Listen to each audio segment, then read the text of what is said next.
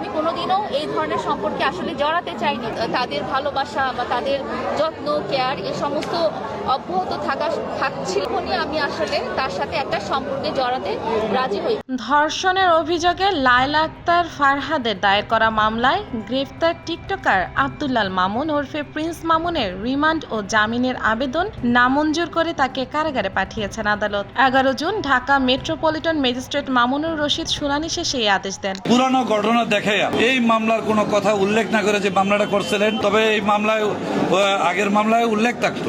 এর আগে মামলার তদন্ত কর্মকর্তা ক্যান্টনমেন্ট থানার উপপরিদর্শক আসামিকে আদালতে হাজির করে 7 দিনের রিমান্ড চেয়ে আবেদন করেন। প্রিন্স মামুনের পক্ষে ঢাকা আইনজীবী সমিতির সাধারণ সম্পাদক আনোয়ার শাহাদাত শান রিমান্ড বাতিল চেয়ে জামিন আবেদন করেন। বাদী পক্ষ এর বিরোধিতা করে। শুনানি শেষে আদালত রিমান্ড ও জামিনের আবেদন নাকচ করে তাকে কারাগারে পাঠানোর আদেশ দেন। একটা মিথ্যা মামলা, বাদীর বয়স হলো 48, আসামির বয়স হলো 24। এই মর্মে কোনো কাগজপত্র এভিডেন্স বিজ্ঞ আদালতে দাখিল করতে পারে নাই বিধায় জামিন এবং রিমান্ড দুটোই বাতিল করছে। এদিন আদালতে হাজির হন লায়লা। এর আগে প্রিন্স মামুনকে দুপুরে 1:50 দিকে আদালতে হাজির করা হয়। তাকে ঢাকা মেট্রোপলিটন ম্যাজিস্ট্রেট আদালতের হাজতখানায় রাখা হয়। রিমান্ড শুনানিকালে তাকে এজলাসে তোলা হয়।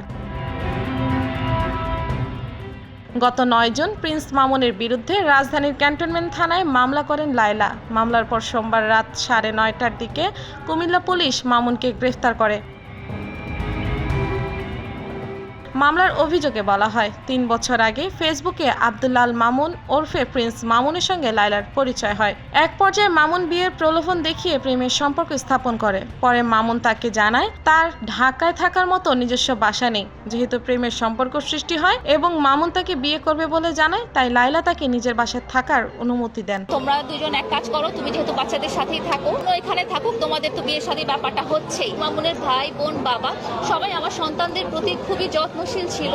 হয় যে মামুন যেহেতু একটা ভালো সোসাইটিতে চলে আসে। 2022 সালের 7 জানুয়ারি মামুন তার মাকে সঙ্গে নিয়ে লায়লার বাসায় এসে বসবাস করতে থাকে। ওই দিন থেকে মামুন তার সঙ্গে একই রুমে থাকতে শুরু করে। বিয়ের প্রলোভন দেখিয়ে একাধিকবার শারীরিক সম্পর্ক করে। মামুন লায়লার বাসায় থাকাকালে তার বাবা মা মাঝে মধ্যেই সেখানে এসে অবস্থান করত। সে বলেছে যে আমরা বিয়ে করবো, আমি আগে অনেক বড় হয়ে এগুলো আগে এস্টাবলিশমেন্ট হয়ে নিলেই তারপরে আমরা বিয়ের, তো ধরে নাও তুমি আমার বউ, যেহেতু আমার মা বাবাও সবাই জানে এবং তোমার। মামুনকে একাধিকবার বিয়ের তাগিদ দিলে সে বিভিন্ন অজুহাতে সময় ক্ষেপণ করতে থাকে। সর্বশেষ চলতি বছরের 14 মার্চ মামুন আবার লায়লাকে ধর্ষণ করে। পরবর্তী সময়ে মামুনকে বিয়ের বিষয়ে বললে সে ক্ষিপ্ত হয়ে ওঠে এবং গালিগালাজ করে।